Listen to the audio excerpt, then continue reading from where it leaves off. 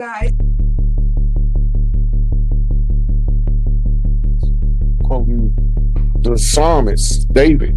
So when you understand that once you start, you see yourself sitting in the God's seat in triple darkness in the middle of nowhere, and you recognize and observe that position. You sitting in the center of creation.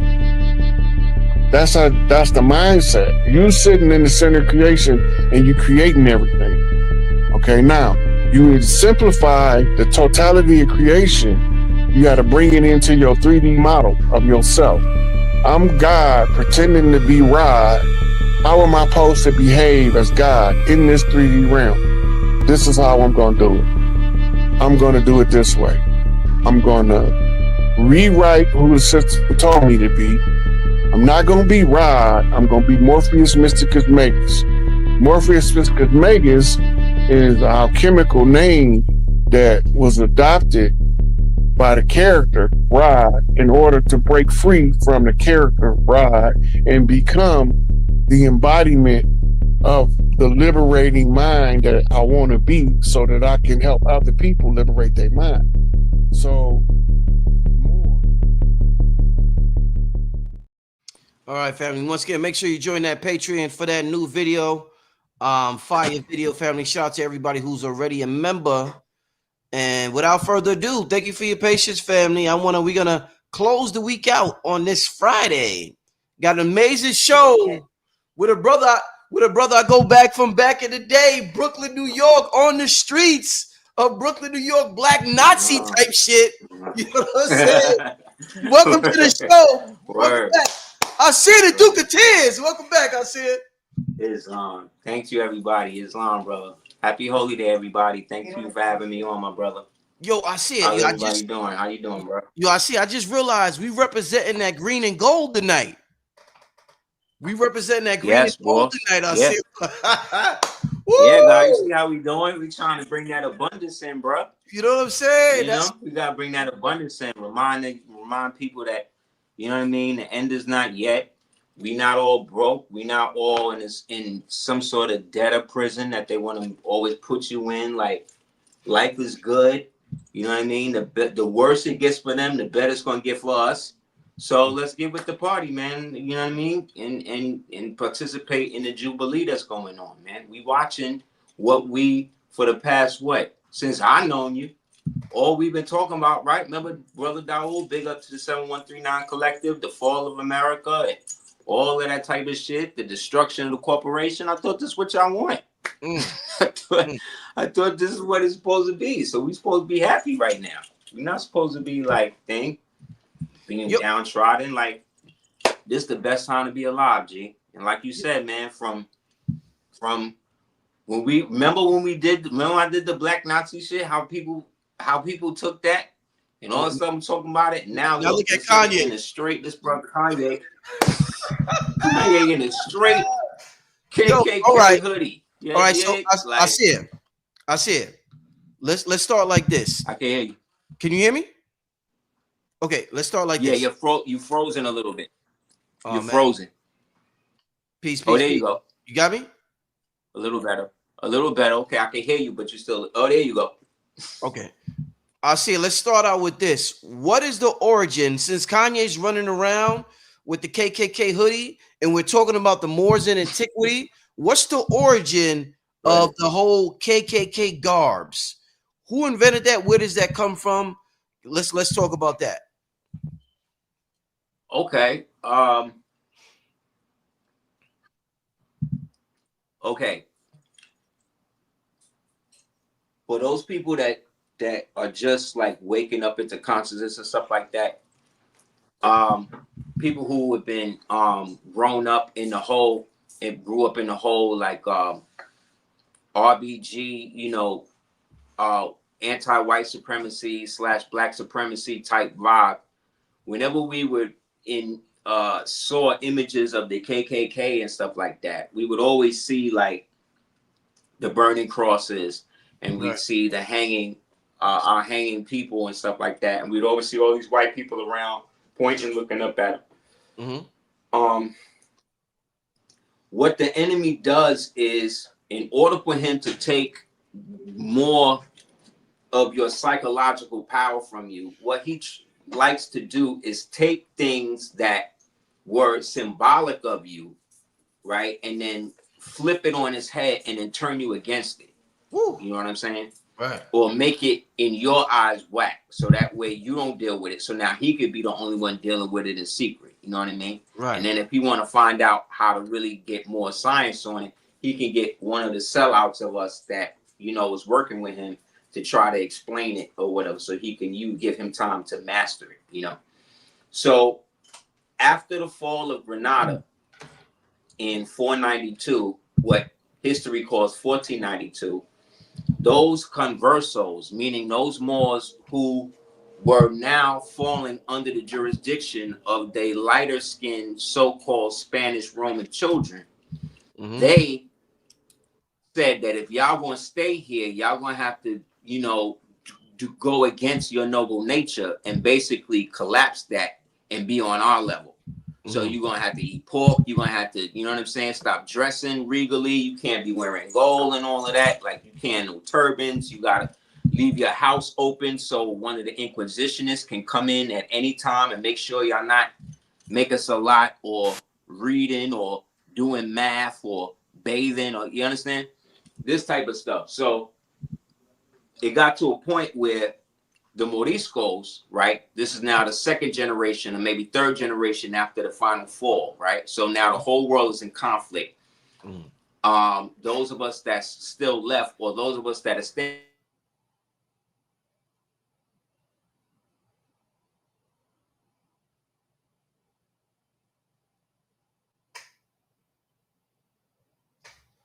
Did he freeze on y'all too? Did he freeze on y'all too?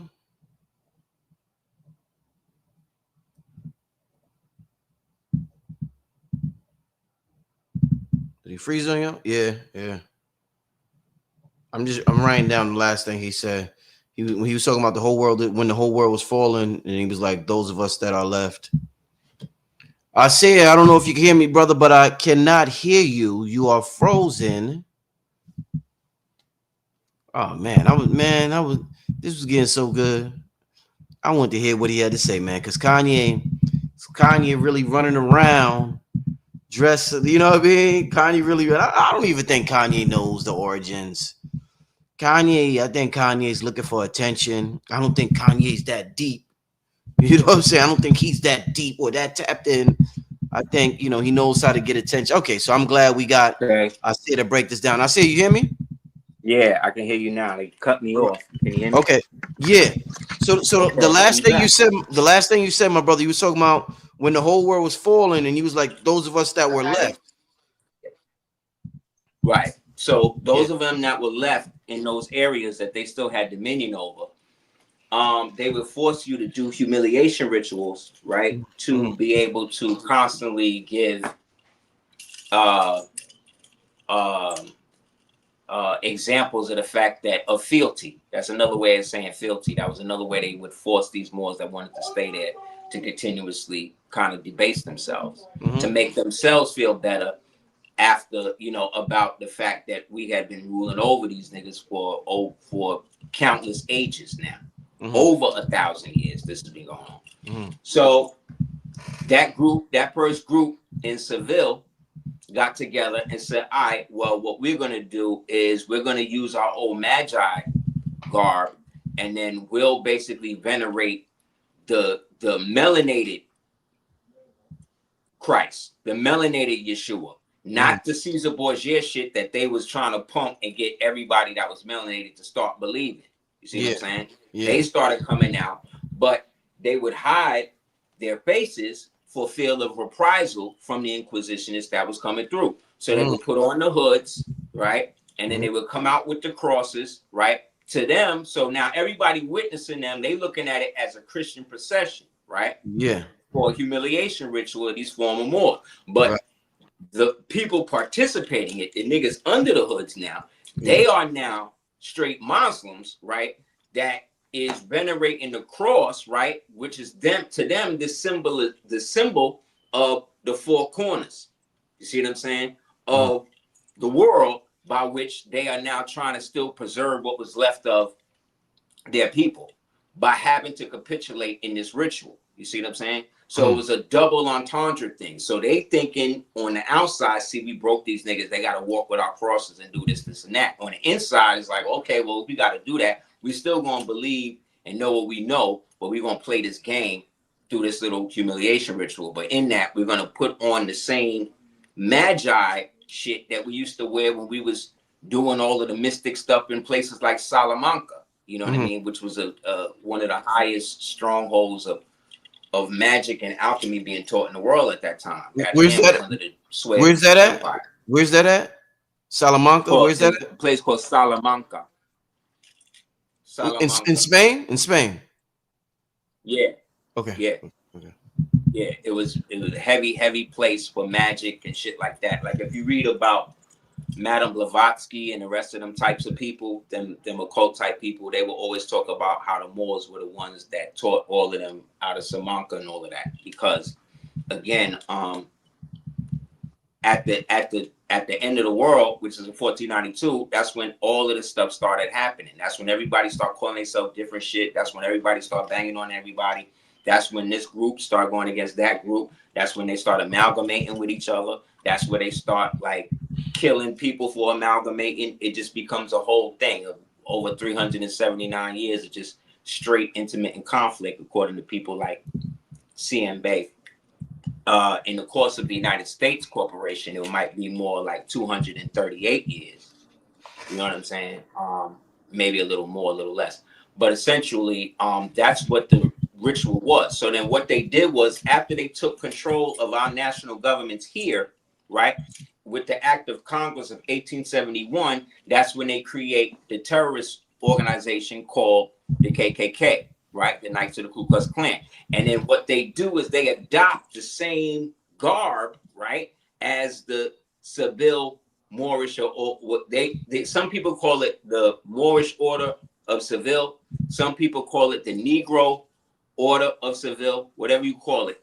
They took the uniforms, again, that these Moriscos had already had their shit popping with it. They adopted it and then start using it now to terrorize all of the descendants of those prisoners of war who had now, by this generation, fallen under the Negro codes, fallen under the Reconstruction, fallen under the POW thing, fallen under the Negro Act, fallen under all of this disassociation, right? And now they are now using that to now formally torment them and terrorize them as a means to further disassociate them from anything that, again, was symbolically to them. Because at this time, they didn't know. All they seen is white hoods and shit walking around and hanging people and burning people and stuff, burning the cross and all of that, right?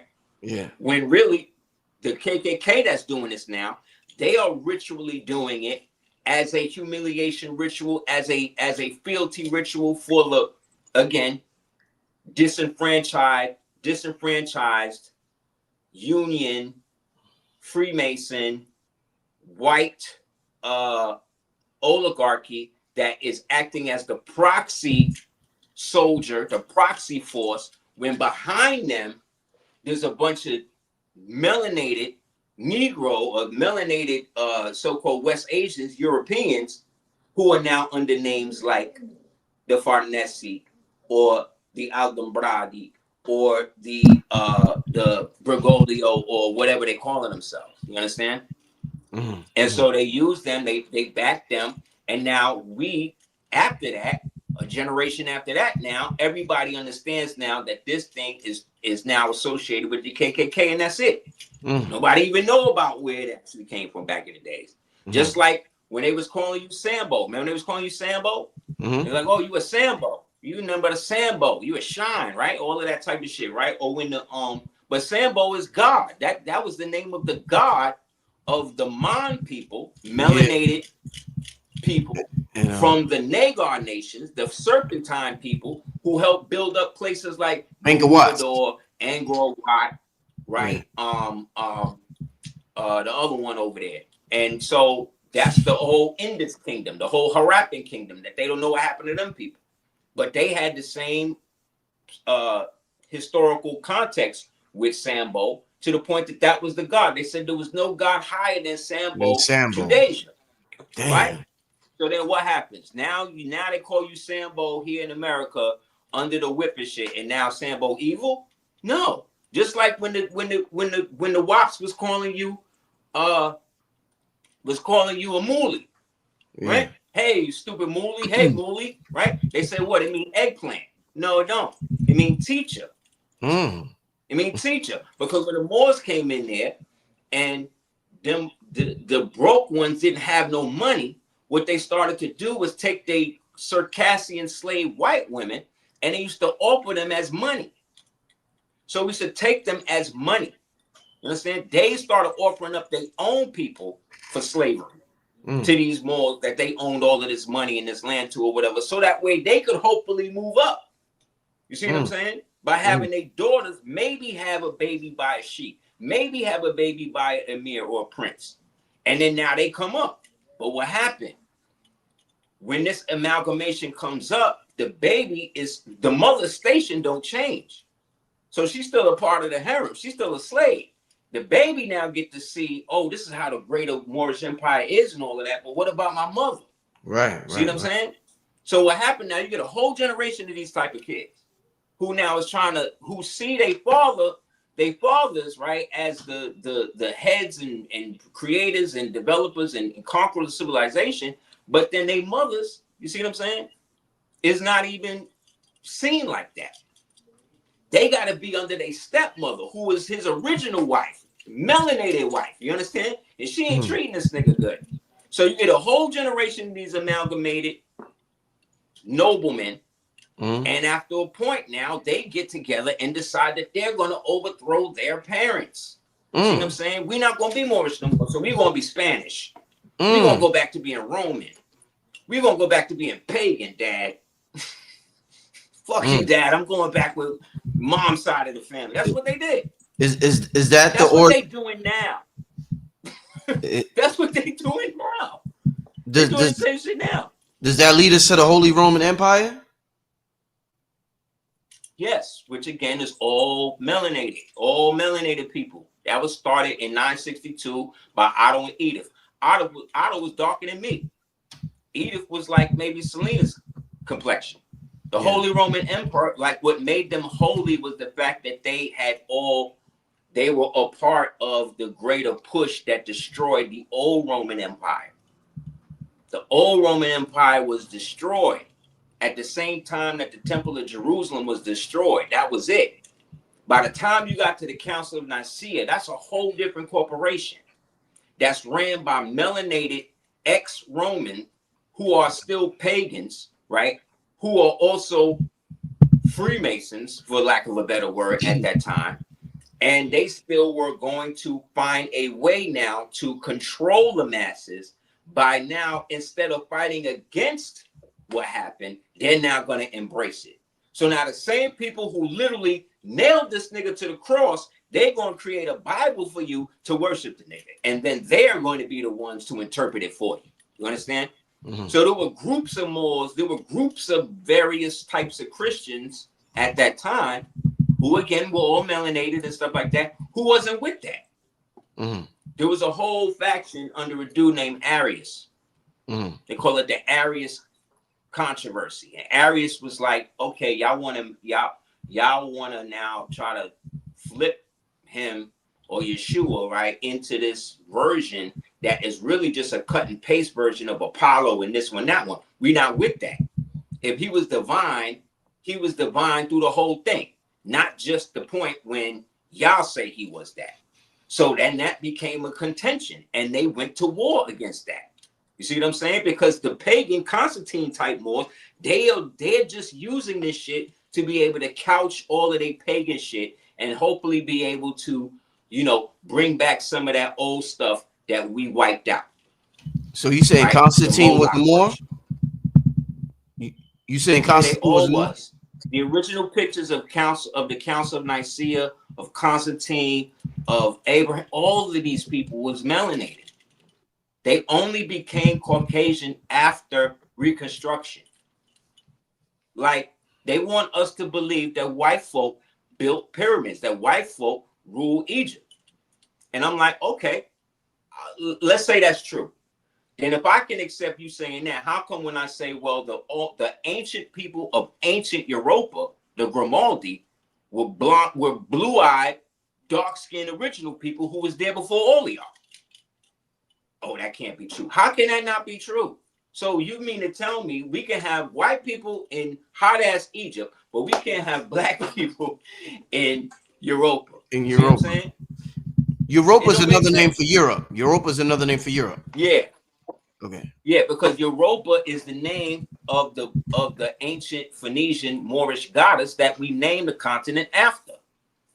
Her name was Europa. She had a daughter named Dido. Dido became the goddess, the Moorish goddess that they say helped establish the kingdom of Carthage, which was ran by Hannibal, because the Phoenicians, the Carthaginians, the Etruscans, the original Levantines, the Minoans, all these people is melanated people.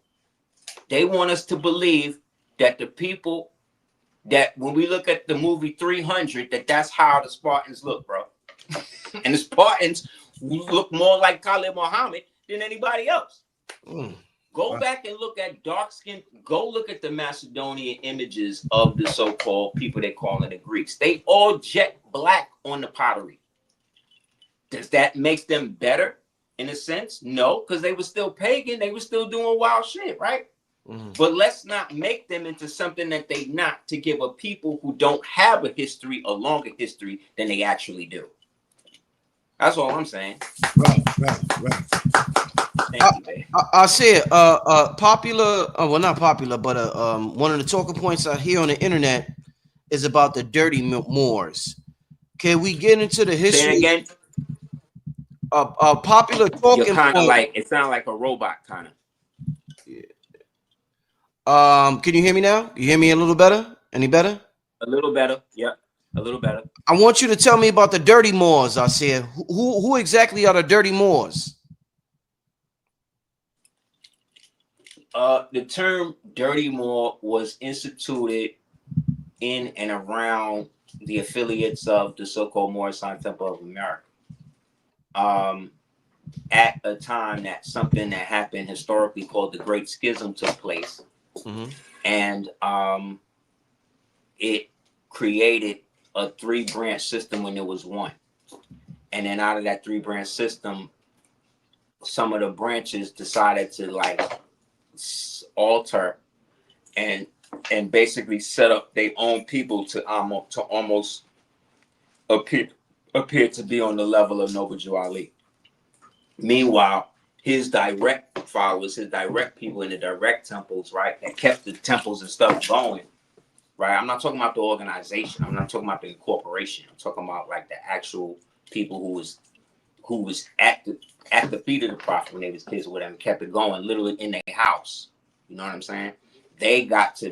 People started to look at them like they wasn't really the real shit, when really they were the realest. You see what I'm saying? Because they didn't go along with the change up, you know what I mean? And the incorporation of different systems, different governing systems within the actual organization.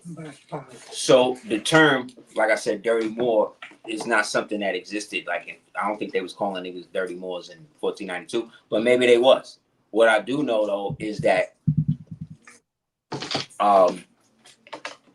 today it's what people who aren't in the Divine and National Movement or feel they're not in the Divine and National Movement, people who are not, let's say, a part of the Moorish Temple of America or any of the branches, Inc. or whatever, people who are not really that, and they look at it like from an observer point of view, you'll see like a lot of certain things that are similar and then certain things that seem to be in conflict.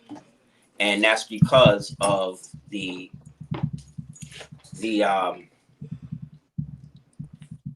way that a lot of the instruction came after the reconstruction of the movement in 38. So to me, again, other Moors can have their own, and they're welcome to it. In terms of my research, what I understand, okay, this is just me, okay. I feel like the height of it was between the founding, 1913, and like 28, 29. After that, that's when everything, not only more Science of America, but in the world, in America specifically, just went apeshit. Right? But when that happened, certain things, certain provisions were made for Moors. Right? Like when they took the gold, when they took everybody gold in 33, the gold that they was taking wasn't for everybody. It was only the people who were under the jurisdiction of Washington, D.C. Right? But the way they framed it was that everybody else, you see what I'm saying? That everybody was subject to that, but it wasn't. It was only people who was under the subject matter jurisdiction of Washington, D.C. by accepting the zip codes and all that shit. Right? Meanwhile, everybody else that didn't give their money in, so long as they wasn't associated with that or declared the opposite, they were able to hold on to their money. So they went bankrupt sometime in June or something. By that May, I believe, of 33, they had already put out this thing called HJR 75 that basically said any Moors who existed in the country or found out about Moorish land or woke back up to it would have the right to go back and claim their estates in their proper free national names and all that shit. Meaning that anybody who did that associated with the Moorish Empire, they wasn't subject to none of that gold taking, all of the stuff that we are dealing with now. You understand? So they had to find a way to hide that. So what better way to do that was to create another subdivision, right? Through statutory administrative jargon that they wound up calling the Civil Rights Act, which started out as the Indian Rights Act, right? Because the Indians were the misnomer Moors who became Indians after they waged war against the proper Moorish Empire in 1492. So because they had kill orders on Moorish groups, Moorish nations in whole, a lot of them went secret. So, okay, this is the Moorish nation of this. We're going to start to call ourselves the Tsalagi. We're going to start to call ourselves the Traza. We're going to be known by the Braza or the Braganza or whatever. You see what I'm saying? So they're Moors, but now they're using their tribal names, right, to associate them to their national character. When prior to that, when the empire was open, everybody, see what I'm saying, could be a part of it and still maintaining autonomy. That's why the Sultan, as great as he was, he didn't have control over all the Moors. All the Moors respected him as the Sultan or the Grand Seignior, right, of the world, to his title and his spiritual representation. Like there's in the 101s, there's a verse that says, what is the title of our ruler in Morocco? Title of my ruler in Morocco is the Sultan. So the Sultan was seen as the spiritual head of it all, right? But let's say I'm in the Barbary powers, right? So I'm the military wing. Let's say you in the Barbary state, meaning you're the legislative wing of my military wing. And I say, yo, I got this Christian knight dude, and I'm a demand $10,000 of gold in tribute from him, right? Which is my right. Then you say, bet. Soon as I get the money from him, then you go tax him for another 20,000. See what I'm saying? Then you go pay him. Then me and you take a cut of that and kick that up to who? The Sultan, right? But what happens now when 80 of us is doing that to this nigga? You understand what I'm saying? Like we was not letting them breathe. It got to the point where we was bullying it was too much. And then, like I said, because now the more physical, third dimensional we getting, the less we're focusing on all of the spiritual aspect of the kingdom and the hyperdimensional shit that allows us to transcend this dimension in this body, in this concert with us together. But we're not focusing on that no more. So what happens? The stargates start closing. You see what I'm saying? The temple stopped being used. We start bricking shit up, right? How you think they just found out about the pylons under the Giza? We talked about that shit in 97, in like 2000 something. Yeah. We was talking about that. I did a video called what was it? Ancient Chaos Alchemy. And in that video, I said, yeah, they got whole types of chambers. They got giant staircases and shit that go all the way. We was talking about this shit thing. So again, watching the reality catch up to where we are is great. It's just they're going to make it seem like it's some new shit when really nothing is new. Nothing we're dealing with, nothing these dudes have created. They haven't created nothing. They just inherited the stuff we forgot how to use, and they've been benefiting from it. You know what I'm saying? And then, like I said, at the collapse of the empire, those that wanted to still maintain some degree of ancestral placement or whatever it is, some of them decided that they were now going to work with the encroachers. You understand? That's why you'll see Moors with turbans and feathers and shit with Cristobal Colon. Right, and some right, painting. right. You understand what I'm saying? Because he was melanated too. He was a Jew too. You understand? But when we talk about Jews, we're talking about Moors, right? Or melanated people who were connected to that form of ancient historical manipulation. Okay? He was down with that. And he brought people with him that's down with that. And they agreed to go with it. And so they decided, okay, well, I'll be the butler in the house that I used to own.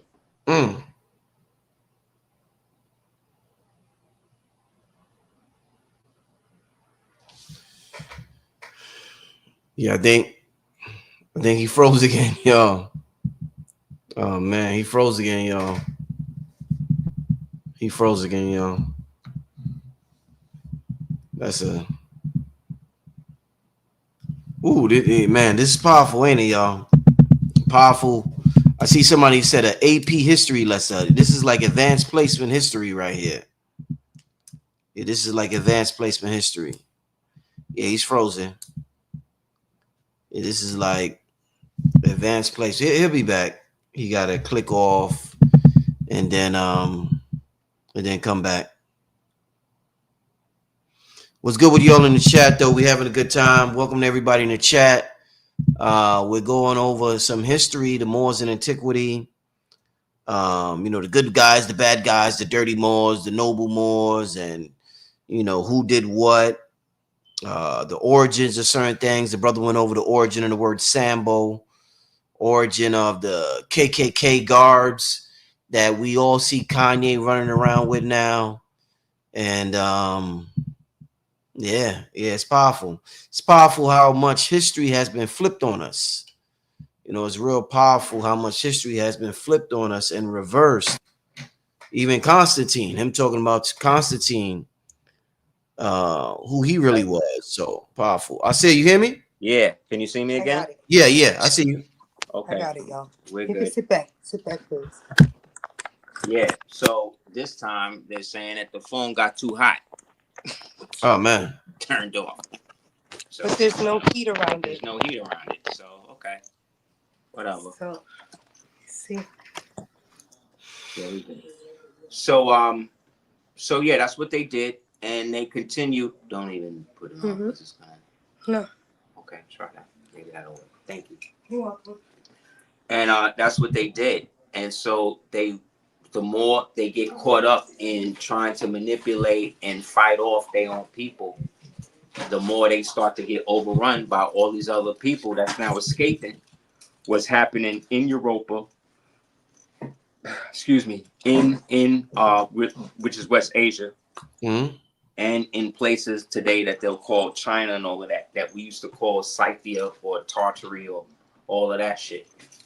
So again, we didn't fall to one another. We didn't fall to no group of Caucasian people just coming out of nowhere. Like they did eventually. Like we got overran by them, but that didn't happen till like the end of middle of the 18th, end of the 19th century. You see what I'm saying? 1900s. Mm-hmm.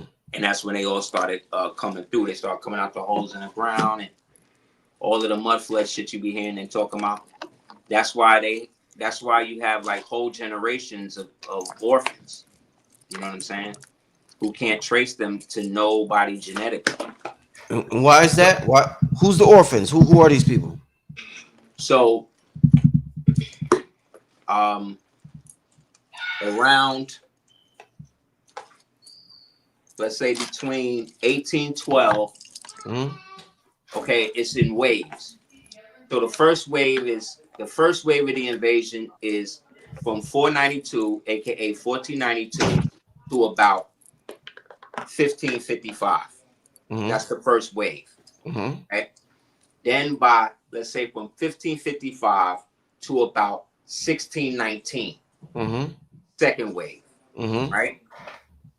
Then from about 1619 to about 1776, that's the third wave. Mm-hmm. Okay. Now, by the third wave, now we're starting to see, okay, we're losing a lot of ground. A lot of people is betraying. A lot of people is actively agents. A lot of people, like when you would see like images of like Indians fighting other Indian, or Indians fighting a white man, but then there would be like an Indian with the white man to help him fight the other Indians. Mm-hmm. That's when all this shit starts. This is when this is all starting to come into view, because they starting to dig these Khazarians out the caves, and they starting to import them and spread them out. So by the time that Peter the Great comes in, he basically releases over 10 million 10 million.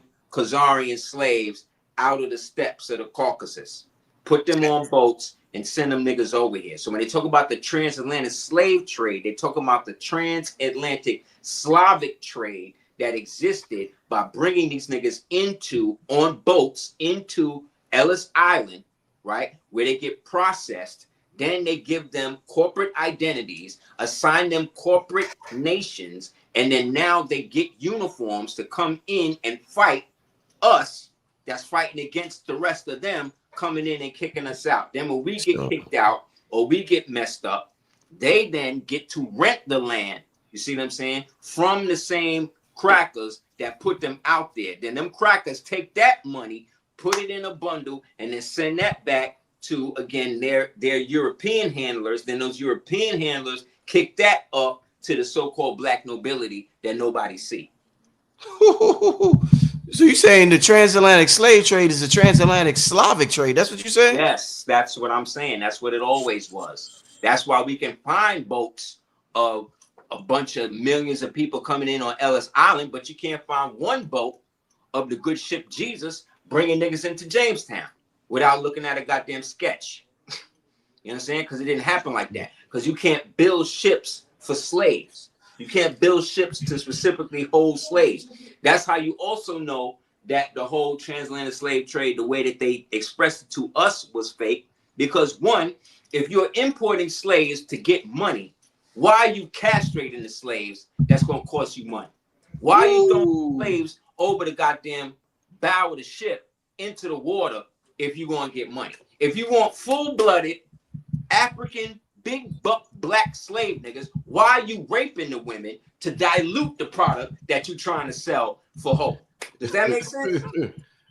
No, that's like you getting that's like you getting some product, breaking it off the wet, right? It still ain't really dry. So what you want to do, you want to stretch it out. So you're going to step on it, right? You're going to get it stepped on, add some baby laxative to the shit, right?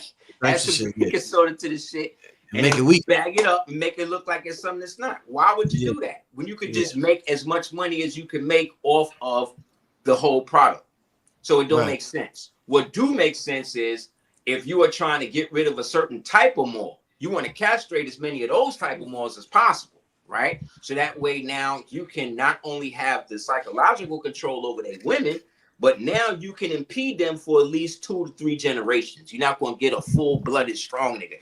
So what we'll do is then, instead of breeding the original woman that we've taken hostage, who is the princess of this country, we're going to mate her with one of the imprisoned Africans that we imported.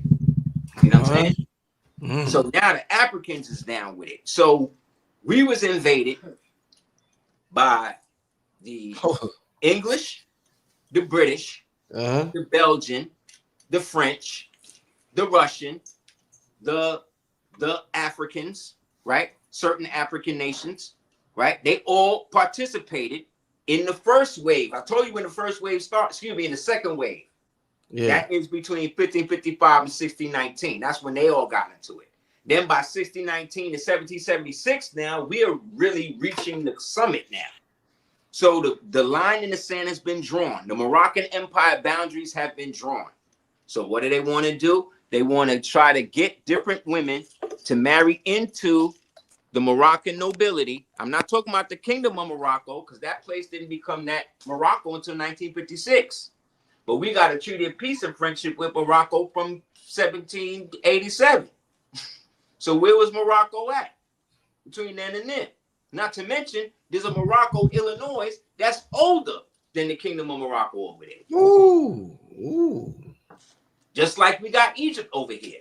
Just like we got Lisbon over here. Just like we got Moab over here. Just like we got Judah over here. Everything that's out there was named after here, because this is why all these niggas is constantly coming here. Because they've been invading us for the past 238 years. But if we want to bring it further, I would say since 1492 in stages. Remember they had a movie called The Fifth Wave? Did you remember this movie? Came out. I never seen it. I heard about it. I never seen it. That's the wave. That's what I'm saying. So now the fifth wave, right, is now 1776 all the way up to 1812. Then we get the New Madrid earthquake. Then we get the Carrington event, right, which basically destroyed everything. Literal holes in the ground open up, and out comes these people. Then the next thing we know, the United States has over 150 million orphans. What? That were then dispersed all over the world. So all over the world, shit is underground. The waters are starting to recede, and then all of a sudden you see all of these white people. That's why when you look at all of them old pictures, look at them pictures closely of them white people. They all got on the same clothes. Who gave them the same clothes? Well, would they all go to the same store? Number one, number two, where they going? They all just walking in the street. Some of them stop, look at the camera, wave, walk around and shit, right? Then you got other pictures. Now, while they're doing that, look at what's around them. These giant buildings, these giant structures, these megalithic structures. You mean to tell me these niggas with horse and buggies built this shit? That's what y'all niggas want to tell me. When we just found out, like I said, that not only did they do all of this, we got to take it even back to the second wave, because in 1581, the Pope and them decided that they were going to alter the timeline again. And so they subtracted 10 days out of the calendar. So in 1581, it goes from Friday, October 4th to like Thursday, February 21st. Yeah. Right? Then, but wait, it gets iller. Then they add, because remember in the Bible it say that that a day to man is 1,000 years to God. So they add 1,000 years to every one of those 10 days. Right? So in essence, they subtracted what? 10,000 years out of your calendar? Who was ruling then? Guess. Guess. Hey. So they had to get rid of all of that, right? Hey, Aseer. You forget that the kingdom already came, made you forget that you was already in the higher realms, that we brought the heaven to earth and the earth to heaven. We did all that shit. That's where all of these buildings appeared, was where all this shit came from. We did it. But we did it so heavy that once it was done, and we started to become now more physical, because now these things the time is now coming where we're starting to fall from our noble nature. We're going through an amnesiatic type of spell, right? Because this is what they said happened in the middle of the Piscean age. They started to fall into belief, and that's what happened. We start falling into the belief. And so what happens? Some Moors decide, okay, well, you know what? I'm going to be a Muslim. I don't look at it as just an extension of any practice. I'm going to be the type of Muslim these pale Arabs are. I'm going to be the type of Christian that these Roman type Christians are, not the ones that we was really dealing with. That's why when you look at all of the pictures of Yeshua, He always dressed like a Moor. And all his disciples has got turbans and shit on, right? But then when you look at pictures of Yeshua himself, he wound up looking just like the Moorish chief I got here on the thing. Because that's how the whole people in the empire, that's how we dressed. We dressed like the spirit in which we came. We took this whole thing over and raised it to such a degree that the whole world was on the same page, that everybody was basically speaking the same language, where we was importing oranges, pineapple. How did oranges wind up in Europe? How tobacco wound up in Europe? How cocaine wound up in Egypt? How coffee wound up in China? Like, like what you think? White people did all that? Yeah. If you believe that he could come with 3 ships and destroy over 100 million people with a cough, then of course you believe whatever these niggas tell you. That ain't what happened. We didn't fall to nobody that didn't look like us. We fell to people that looked just like us, and then they started using these other people as decoys. Then the decoys rebelled against them, put them under, and said, we're going to expose you if you don't give us burn. And then that's what happened. They started to create a circumstance now where, like Stephen and Django. Remember, Stephen was signing the checks. Stephen had the deed to the house. Stephen was the one who was ordering niggas to get tortured. Stephen was the one directing the white KKK niggas, right? Right. Just like Clarence Bixby in the Dave Chappelle. Yeah. Just like your boy Jonathan, what's his nigga name? Jonathan Washington, when he played the Black Klansman. Remember that movie, Spike Lee? Yeah. So they've been prepping you for this. They've been prepping you for it. So when we was talking Black Nazi back then, you see what I'm saying? Half of the niggas that's on it, they the Black Nazis now. Hey, Aseer, who's the Black nobility now? Who would you refer to as the Black nobility? Okay, so you'll know about the Kennedys, but you don't never hear about the Cavendish. Right? The Cavendish is the black side of the Kennedys. See what I'm saying? Just like you got that. Why you think about this? Why would a company like Rockefeller allow a drug dealing nigga from the projects who's willing to destroy his community? Why would they allow him to even create a facsimile to their name if he wasn't related or connected to them in some way? Think about that. So when we say the black face to the white face is what we have assumed has the money. What we started to do is accumulate the money on behalf of the other Hebrews, dark skin Moors, the Hebrew Moors that still is rocking with them because they still see them as keeping some of the commandments. They are now the intermediary between the rest of us and them. And so eventually they start working together. So one of these families had a crest, right? One of these Moorish nobility families had a crest and it had a red shield on it, right? That red shield, when Amshel decided that he was going to hold the prince's money for him, he didn't want to be robbed. So he asked the prince if he could put the red shield on his store. Once he said that, that's when Amshel changed his family name to Red Shield or Rothschild, which becomes Rothschild, right? And then this light-skinned nigga, these are light-skinned, intermediary, basically white, Jews who are holding black Hebrew nobility money. You understand? On their behalf. And then so they start to franchise the shit. And then he starts to send his sons to all the other 7 nations. And then eventually they decide that they're going to bypass the black Hebrews. That they're basically going to take their position in the world and then put them under them. You can read about this in a book called The 13th Tribe by Arthur Koestler. Lays it all out for you.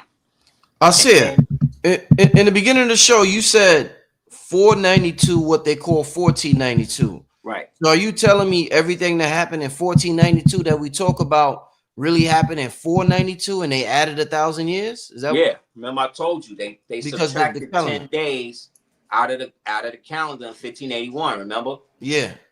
Right, but there was no 1,000 years. There was no one before the 5 in that. They added that 1,000 years when they subtracted that from us. But what they also did was they made 1 year equivalent to 1,000 years. So in essence, that 10 days that they subtracted in their calendar manifested as 10,000 years that we have no history of.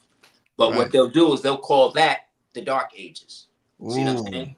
But they'll make it seem like it lasted like 2 days, 200 years or some shit, right? Yeah. But so they take the 1,000 years, 10,000 years from us, add 1,000 years to them.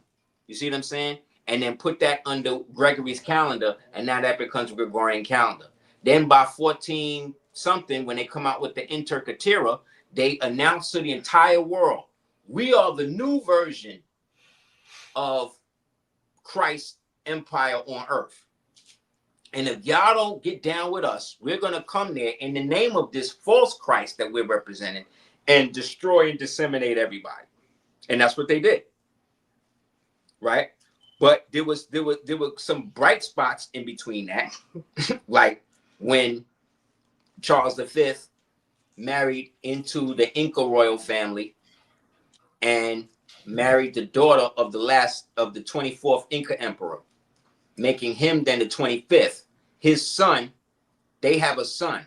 So then what that does is it links up the Holy Roman Empire and the ancient so-called biblical empires that was already here. Linked them together. That created the global empire, right? What they call the Novo Ordos Seclorum.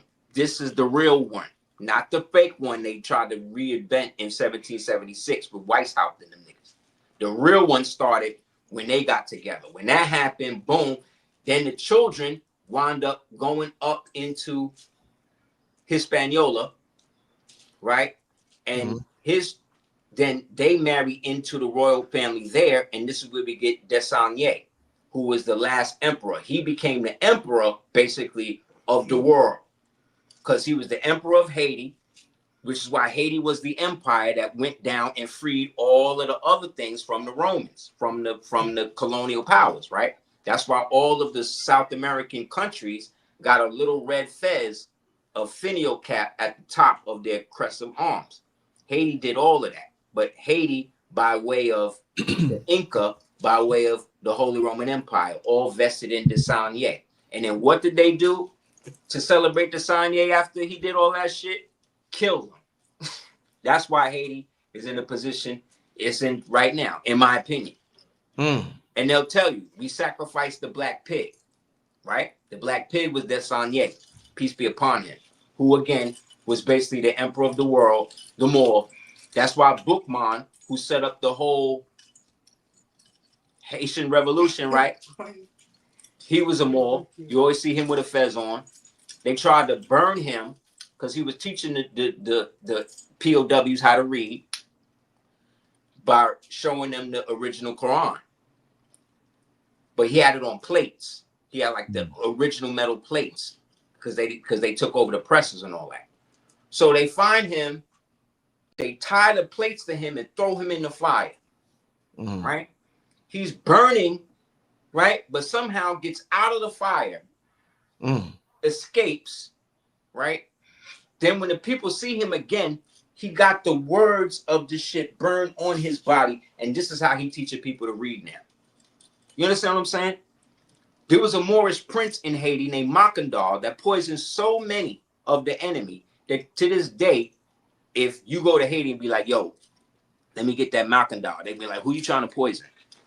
Like, they call him the Prince of Poison. Is how much we was putting in work on these niggas. You understand? So the overall thing is we have an issue with ourselves, and everybody else has benefited from that since we've been in this position. And when history gives us one war, they'll talk to us about the French Indian War, the Gullah Geechee War, the Black Hawk War, the Trail of Tears, right? They said all these different things as if they were all isolated incidents happening to different people. No, bro. every war since 1492 has been against us here in America. Anybody else that's been catching strays from that is because they were connected to us here in America. Namely, the Filipinos. There was the Moro people out there. The Moros been fighting the Filipino government before the Filipino government even existed. Yeah. They got their Moorish nationality. Same thing with the Samoans. They were an outcrop of this excursion. Same thing with the original people in Japan, the Jomo people. They Asiatic. They look like you, right? These people that's in Japan now, those are the people in Japan now post Japan. See, Japan is different than Nihon. Nihon is the national name of Japan, but nobody calls it that. See what I'm saying?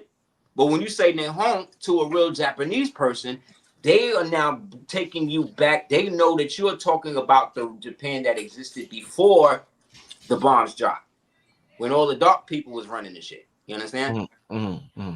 So it's the same in every country in the world. It's just that we're the ones that are always subjected to it because we are the ones, as Michael Jackson said, we are the world. we are the ones who train the world on what is dope, what is not, what's good, what's not. That's why they always have been coming here. And they've been coming here and invading and invading and invading. And that's why we are always at the bottom. That's why we are the first people that the immigrants come and prey on. Think about that. Yeah. Every immigrant group that come here, no matter how dark they are or how light they are, no matter how great they speak English or not, they always prey on us. Why? Because when they get here, like the Africans, they showed the Africans a tape on us. Before they bring them on the plane or the boat, bring them here, they have an actual video where they sit the Africans down and tell them why they're not supposed to deal with us. Has any African come out and told you that?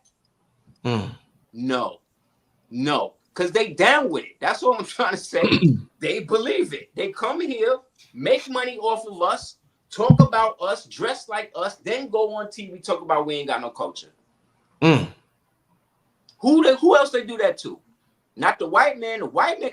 I just watched the clip today where the black man was reading, the black Hebrew Israelite was in Africa, and he was reading in the Bible about how Jesus was not white, and the Africans was trying to kill this nigga. In Kenya. Yes, they were running to kill him. For saying Jesus wasn't white, For reading what's in their own Bible. And you mean to tell me that I descend from those people? No, we're different. And we're different for a reason. I respect you. Can you hear me? No, I'm here. Okay. I'm Oh here. my gosh.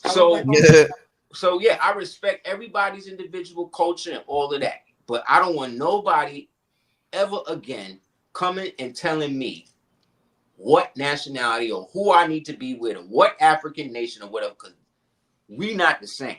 Matter of fact, the word Africa is a Latin word that was named it by the Moors. Isn't that crazy? But then they'll say the Moors ain't African. Well, you're right. We named it though. So if y'all don't want to be associated with Moors, right? Because there ain't nobody speaking Latin over there now, is they? No. But I can show you a whole group of Moors right now that's speaking Latin here in everyday conversation. Here. Very well. We even big up to the Moor. He even told me about building an actual school where we can actually start teaching it and start getting fluent with everybody in the world. Because out of the 2 Latin programs in the world, his mainly Prince Uriel Bey, blessed the dead. His is one of the. There's only 2, and Uriel Bey's is the basis one that we've been using, and that shit been popping. Yo, Aseer, what do you think about some of the Black Americans here going back to Ghana, getting dual citizenship? I know a lot of them, they're building up homes and things in Ghana, when Ghana saying we want to welcome the African Americans back to Ghana. What's your thoughts on? I know Earn Your Leisure's out there and a couple other people. I think Professor James Small is out there. He got a. Oh yeah. What's your thoughts on that Ghana relationship with African Americans and welcome them back to Africa. What's your thoughts on that? I think it's great in the familial concept. You know, I just think that what they're not telling anybody is that they're giving white people the same citizenship, bro. They're giving Europeans the same citizenship, and they're giving it to them cheaper. They're giving them discounts and shit. So I hear all of that, you know what I mean? But when it comes down to it, they're trying to. This is my opinion. Right. Nothing to do with the Ghanaian people. We love the Ghanaian people. We love all of the Ghanaian chiefs and all of that.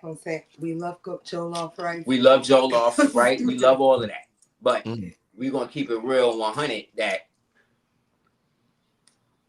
their country, right, is being modeled to be the cosmopolitan place of Africa, right? And so that means that there's going to be a lot of upcharging.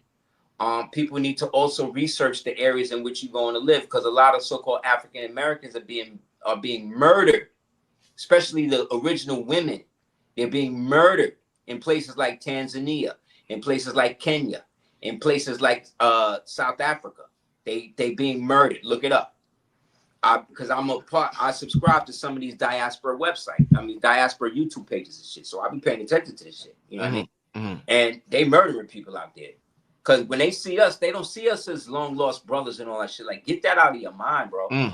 That's fake. They see you as an American, which means money. Exactly. Same thing in Colombia and South American nations and shit. They see you as money. They see you as a wallet, bro. Stop acting like everybody is trying to welcome everybody. No, they're not giving you free citizenship. You know who giving you free citizenship? Your boy, Ibrahim Traore. All you got to do is go to Burkina Faso. He give you free citizenship. Nobody. He said, don't believe nobody else on the internet offering Burkina Faso citizenship. If you want it, come here and you'll get it. No matter where you fall, melanated. If you're a part of the melanated diaspora. So I will fuck with that. Because I tell you, in another 10, 15 years, Burkina Faso, Mali, Niger, that's going to be the Eden of Africa. Trust. As well as parts of Morocco, because Morocco is sitting on huge phosphate deposits. In another 10, 15 years, niggas going to really need a lot of that for their fertilizer to feed their populace and shit. So any of us that's connected, have nationalities, and have, you know, some sort of equity-based businesses or missions or whatever, we be able to do all the work, because that's what's happening. This nigga Trump is scaling the government down to the brass taxes, where only the nationals and the so-called citizens have the ability to receive the full benefit of what's going on here. And that's what they don't want, because they've been using all of our money from 1492 all the way up to now. Because remember, in 1492, when the shit fell, who we fell to? Spain, right? Technically, it's Rome. It's always Rome.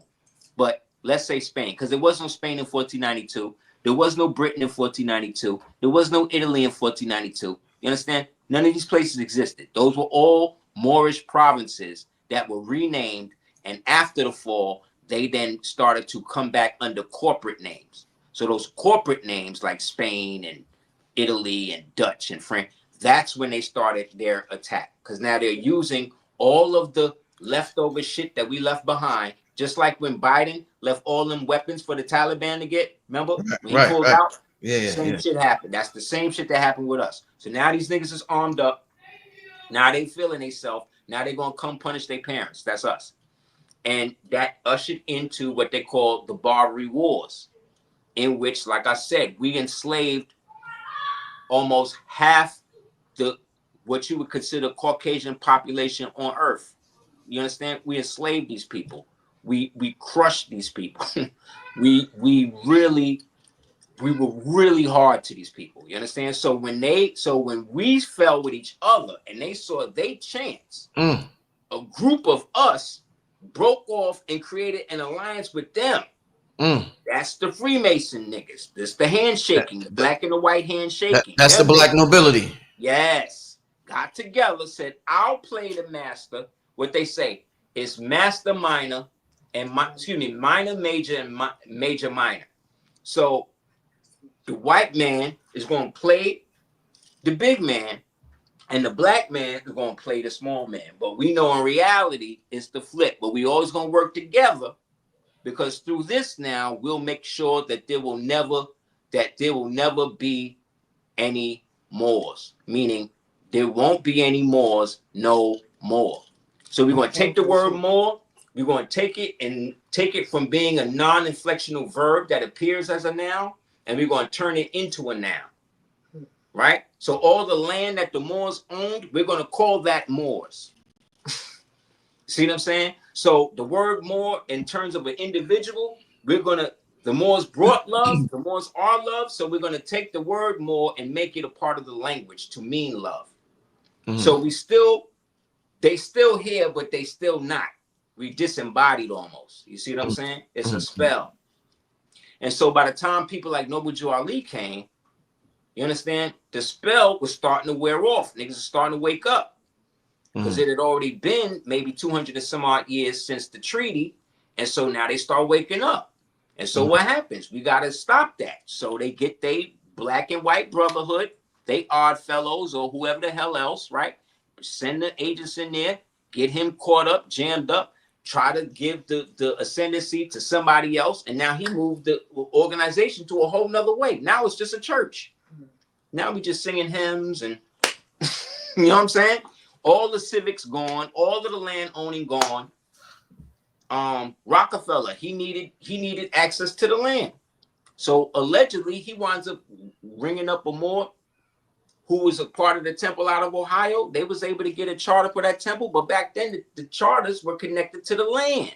So once he got the charter for the temple, or the charter building the temple, he got charter for the land. Now he can extend the railroad. These is facts. This is shit that happened, but we'll never hear about it because it's not black history. It's Moorish history. See? But if you only want to hear black history, you're only going to hear that about slavery. You're going to hear about white people owning you. You're going to hear about civil war, civil rights. You're going to hear about hip hop, crack, Black Panthers, and Martin Luther King. That's it. So that's why we sound crazy to everybody, because no matter how many books, no matter how many symposiums like this, they're still going to go back and check color, check black, check whatever, because that's what they used to. Because there's a certain element of truth that gets to a point where once you hear it to a certain point, you got to do something about it. If you don't do nothing about it, then you're agreeing to be the opposite of what it represents. And that's where most of our people are at right now. Hey, Aseer, man, how can we, and this was absolutely magnificent conversation tonight. I got to get out of here. I got one question that I want Selena to tell the people about some new products she got, and close it out with she got some of the best products in the world. Thank you. But I got a question. How can we end? I mean this was a history lesson, advanced history lesson. I said, how can we end this issue we got with each other then, my brother? If we went through all of this, through all these years, how can we end this issue we got? Because ultimately we got it with each other. How do we end this, brother? Or this is just how it got to be? In my opinion, it's only been like this since, like I said, 492. Prior to 492, we was literally gods on earth. All them pictures you see of Yeshua and all of them pictures that Putin showed y'all in Russia and all of that, those pictures is all over the world. We all over the world. All of these builds, all of this shit was us. The reason why we can't come together is because of, I would say, a certain portion of our put it like this, 85% of us would be with it. 85%, I gotta wrap it up. 85% of us would be with it. But there's 10% of us that is working with the enemy, meaning that they're the enemy. Okay? They're never gonna go back to how it was because they don't ever want to be under our rule again. Okay?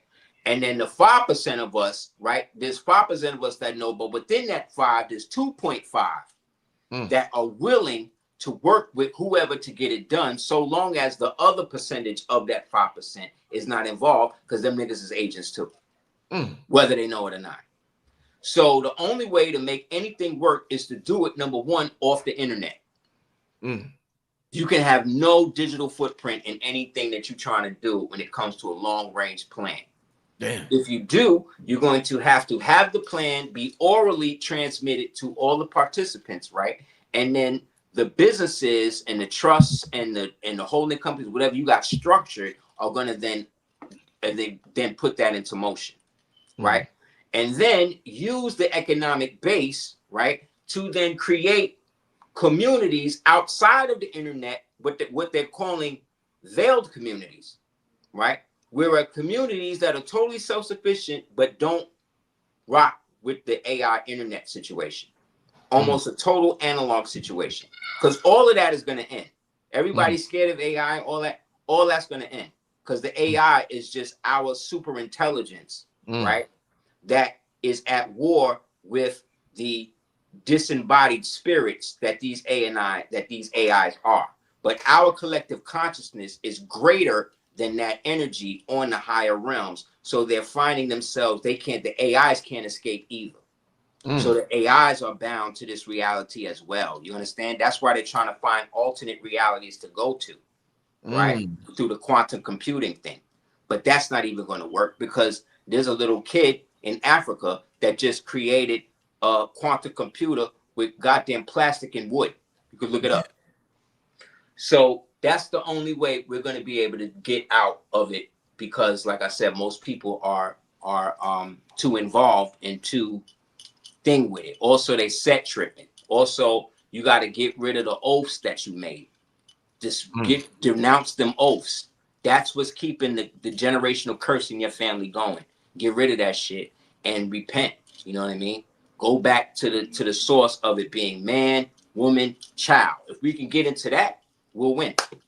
You know, in my opinion. We're telling him solution-based, really think solution, which is difficult when you're dealing with a lot of different mindsets. But I totally agree. Thank you, Brother Rich. And I just also wanted to take a second to thank the people that have actually written me and said, hey, I found out about your products through Brother Rich's show. It's moments like this that I cannot tell you how grateful I am. I'm going to fly through these as like 20 seconds each, because I know you guys have a life. Rose clay alchemy, face, excellent sensitive skin, 6 different herbs. The base on it is ridiculous. The aloe, it's amazing for people that have sensitive skin, especially teenagers that are going through hormonal breakouts. Boom, you could just hold that. The Rosemary's Baby, bestseller, over 8 different herbs. There's a fresh stalk of rosemary in it. Argan oil, of course, castor oil, peppermint.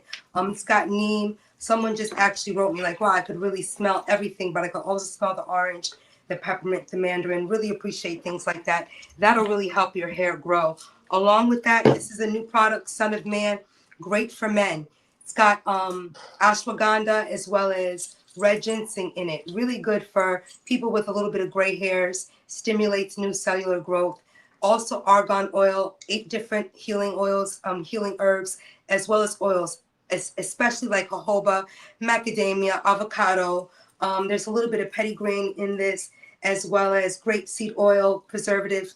That's what you preserve products with. Not a whole bunch of chemicals. I know there's waves of like Korean products which can help clear skin, but in the long run, it's going to thin out your mucus. It's going to thin out your skin and, of course, cause breakouts. Our skin is a little bit different in terms of, yes, everybody's skin has similar, I would say, base aspects to it. But if you don't have a rich content of melanin, it's really difficult to see long-term benefits with skin with products that are really created for people with Korean or skin that they're doing certain whitening things to keep it bright and white, when really we don't have to do that. Everything chemical comes from something plant-based in nature. Remember that. Okay, so the spearmint, excellent, really, really dope. Smells like spearmint. I'm gonna fly through them. Really great for hair growth. 8 different herbs, as well as like a little bit of, you'll see what makes it green. Spirulina. Virgo. The Virgo, it's like a coffee-based butter with cardamom. Great for people with marks, keloids, eczema, hypertrophic scars, eczema. Eczema can also be healed through what you put on your skin, but it is probably like 85% diet. So if you can be mindful and reduce like, you know, wheat, flour, and dairy, you're going to also see extreme quick benefits in your skin. Okay, boom. Goji Guru, really dope. It's got a lot of manoi and tiara flower. Really great. An alternative to the musical hairs and the hair magic, as well as the blue rice spirulina, the blue Goji Guru. This excellent. Smells ridiculously crack addicting. Heavy, pomady, really highly absorbent, disappears, no caking, no shea butter. You'll figure out why when you actually use the products and are like, oh my God, I see why shea butter isn't in any of these. It feels ridiculous. Revive, green tea matcha, ridiculous for people with circulatory varicose veins. Everything is interchangeable. That's the musical hairs, over 8 different herbs in that. On alternative, smells really like mandarin orange crack with a little bit of peppermint and a little bit of like rosemary, because rosemary is in all of the hair products. The pineapple turmeric, really dope. I wanted to make something that you wouldn't actually feel the turmeric on your skin, but you would see the benefits of it. A lot of turmeric can sometimes be grainy or actually be too much, which will actually bleach your skin and really mess you up over time. So you want to get something that has the right balance. Everything is pH tested with litmus sticks as well. This is the tiger stripes. It comes in an oil. Marks. It comes in a body wash. Everything comes in a body wash, as well as the whole astrological line. That's another Rosemary's Baby. This is the Son of Man. The coffee bomb, really dope. Comes everything 16 ounces, the big jars you saw, as well as the small jars like these. Sun Kiss, really dope. Comes in also a body oil, which is like a liquid sunscreen. I need it. Really dope for people that are actually getting a little bit older like myself. And the reason why I say older is because I didn't have as many visible freckles, and I do now. So I do know that these things are healing and great, but I also wanted to just give myself a little TLC in the sun out here. This is kelp help, really great for people with like deeper pimple scars. The kelp, the Irish moss in there, it's excellent. The blue rice shampoo, it also comes in a hairspray. You'll actually see the rice in the product. Really grateful for people that also write and are like, yo, I see other products called Foy. I see other people's products that are called like, yeah, it's biting, but it's also just an ode that you're on the right path. Sometimes I need to retrain my mind, stay off of social media, and know moments of testimonials are really where it's at. Foy is really dope. Fountain of Youth, a couple of businesses have started. These products have existed for over 14 years now, more than 16. So I'm really grateful, but it's also dope trying to save certain money so that I can get certain legal representation, because I do know it's important to try to, you know, say, hey, Foy is something I created. But at the end of the day, I'm really invested in the testimonies and in it spreading via word.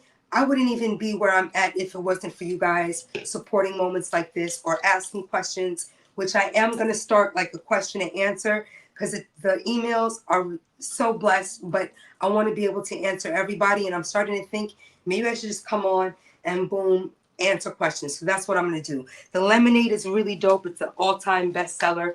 Victory Rose is really dope. The Acai Cinnabon is ridiculous for people with like open pores, what you call strawberry pores. Really, really great for tightening the pores. The star anise and the hibiscus hair oil. Hibiscus and anise and like cardamom and saffron, ridiculous herbs to help heal skin, but also cause like balance and really stimulate. Lots of B12, lots of like vitamin C in just certain herbs. You would not believe how amazing anise is for hair growth as well. It's literally like planting seedlings that allow your hair to grow overnight. Also face, really dope for people with sensitive skin. It's got like 8 different healing butters in it. Pumpkin seed oil, calendula,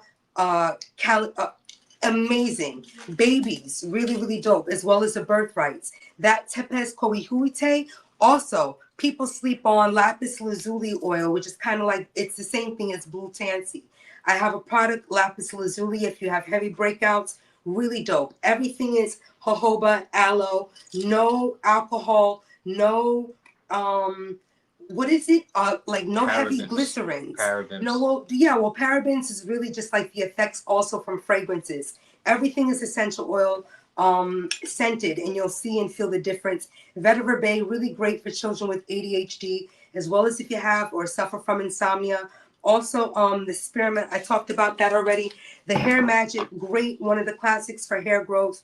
That comes along with the Goji Guru. You can get the spearmint. There's different flavors because I think variety is key. Also, I'm not a celebrity, so I didn't want to start a business with like 8 different products and then not be able to see growth within myself. So pit stops. Never saw a body product that allowed you to have a deodorant that you could use on multiple parts of your body. Now it's popping. Everybody got like the cream deodorant. So I'm really grateful we came out with this like over a decade ago. Really dope. Arrowroot. It's ridiculously scented. It lasts all day. I can wear like nothing underneath thick stuff and not sweat. And it's ridiculous. It's not grainy. Also, the new Marmalady. Marmalady is dope for people that want to have more balance downstairs, but not have like anything that is going to create problems with his penis, with his lingus, with his penis, with ejaculate, with shifting anything sperm wise. A lot of products that are popular right now. Be careful with boric acid. Be careful with these things because it does affect the man's testosterone growth. Yep. Also, Marmalade is dope. It's cinnamon and marmalade, like mandarin. Oh my God, the wild yam oil in it, really dope. Same thing. If you are suffering from really horrible joints, I think I'm gonna come out with a product. I'm not even gonna tell you the title because it's so cute. But anyway, if you can make it yourself, rubbing alcohol, a little bit of aloe vera. If you can chuck this straight aloe, please do. It'll last much longer. You don't have to refrigerate it. And take the avocado, remove the pit, and shave it with like a cheese grater. Shave that bad boy down. Put it in a bottle with rubbing, like straight rubbing alcohol. A little bit of vodka. I use a little bit of vodka for preservatives. Also, I add a little bit of castor oil to mine and a couple other things. But spray it on your joints at night. You will wake up with, you will feel great. It's crazy. Also, every order goes out within 3 to 5 days. I do not believe in traveling or in having some, I moved here to feel as though I was kind of on a vacation because I think it's ridiculous for people to wait more than a week for their products, meaning your product is expedited the same week that you place the order. Yes, I'm working 12 hours, 13 hours a day, but I'm very grateful because in today's day, everything is coming from China. And now that these fees and these tariffs are taking place, I couldn't be more grateful that I figured out how to make my own body washes from scratch and make all of my own products because, I don't have to rely on a box coming in from a different country. And also everything comes with a free lip gloss. I'm really into answering everybody's emails, even if you wait like 2 to 3 days. But the business is popping, which is why you don't really see me on socials as much. But I am going to start a little extra something. And I also just want to thank everybody for the love and support because with every celebrity coming out with a brand right now, it is so gratifying to know that the testimonials that I receive is really the gasoline that keeps me going. So CordobaOrganics.com. And then for Aseer, it's www.AseerTheDukeOfTears.com. And then his Apple Play, Apple app, you can go to ADOT app on Google Play and Apple Store. Google Play and Apple Store. Check that out. Also www.darkscope418.com for your copy of the world's most dangerous comic book novel. That goes out goes out a lot of copies now. And thank you for that. Books on the stuff that we talked today, real quick. Othello's Children in the New World, Golden Age of the Moor, The 13th Tribe by Arthur Koestler, Iceman Inheritance, Golden Age of the Moor, Time in the Technosphere. You gotta have to get the titles. The Alhambra, The Templars and the Assassins, Diplomatic Relations Between the United States and the Barbary Powers. Cavalier and Yankee. The Cavaliers and Yankee, definitely a good one. Also, Black Jacobins And another real good one is When Nations Gather. The Diplomatic Relations. Yeah, I just said that one. Oh, Diplomatic Relations between the United States and the Barbary Powers by Irwin. Dirk. So yeah, please check that out. Please check that out. Quiet. I don't even be doing stuff. And thank you for the support. Thank you for bro, the love. Rich, for having us on, bro. I really thank you for letting me share you. these products as well as a couple. Oh, the Bilberry conditioner and the J Jam. It's ridiculous. I can't even. Thank you very much. If anybody wants to hit me up about anything class wise or whatever, my links. The brother posted a lot of my links. So for the donations or anything, or if anybody wants to come to any classes we doing every Sunday night, 9 p.m. Eastern Standard Time, just hit me up at houseofl@hotmail.com. Oh, and good luck to some people that wrote me like, yo, where's the plant apothecary spray? I took it off because I really do pay attention to products that might not sell that well. It only maybe like sells like 10, 20 a month, but I took it off and I got mad emails on like, yo, that spray really helps my plants. I have no gnats. I have no. So I brought that back on. Thank you guys, because sometimes I'm like, I don't really think this is really.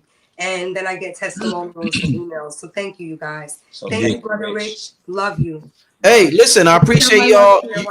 Listen, y'all know how we do. We go way back. Y'all gonna hear from me in a couple of months. I'm gonna have y'all back on here. Keep up the great work. You know what I'm saying? Thank you. I appreciate it. Family, thanks for tuning in tonight. An incredible history lesson by Aseer the Duke of Tears tonight. Yes, I know y'all enjoyed it. With that being said, everybody have a good night. I'll see y'all on Monday. Peace out. Peace, everybody. Thank you. Peace, y'all. All right. I'll see y'all Monday. No, what today? Today is Friday. Yeah, I will see y'all probably Monday, family, right? Have a good night. Peace.